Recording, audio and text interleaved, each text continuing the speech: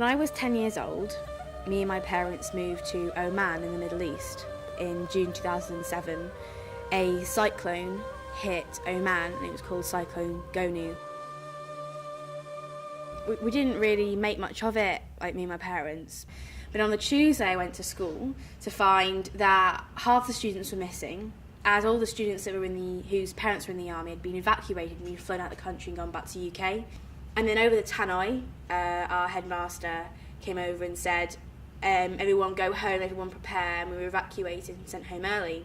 When we got home, found that my dad had also been let out of work early to prepare, and my mum had earlier just been to the shops and found that Al Fair was just chock-a-block full of people, queues coming out of the shops, everyone was just in a massive panic. But instead of us being stressed out about it, my dad made it quite exciting. So we got in loads of chocolate and we ordered 10 pizzas from Pizza Hut. We got back home and we put the television on and then all the electricity went off. So that was a bit of a turning point where I was like, actually, this is actually a bit serious, we just lost our electricity. And then it started to rain. And when it rained, it absolutely chucked it down. Here we are, Shannon surviving Gonu. We suddenly heard a massive bang. One of the trees had fallen over and hit our next door neighbour's house. So my parents went and had a nap and I set up my little bed out in the corridor. We'd shut all the doors and we went to sleep.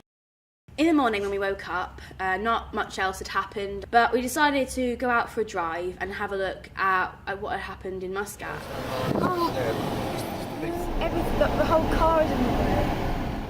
Gonu, which tore through Oman this week before heading towards Iran, killed 35 people and left another 30 missing, police said today. In the meantime, while people were searching... It was just horrific, and we couldn't believe that we sat the whole night thinking it was just rain, and that had actually happened.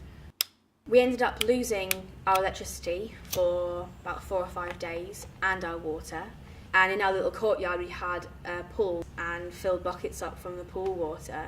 We used it to flush our toilets, and on a couple of occasions me and my mum actually washed our hair. Not a lot of people knew about Cyclone Gonu.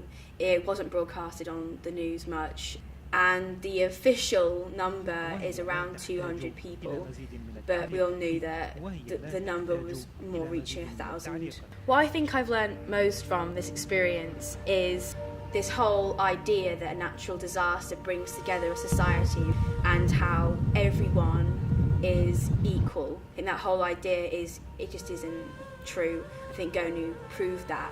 Unfortunately, wealth, social class and nationality were crucial to your survival in a natural disaster, and those less fortunate were the ones that had to suffer the horrific consequences.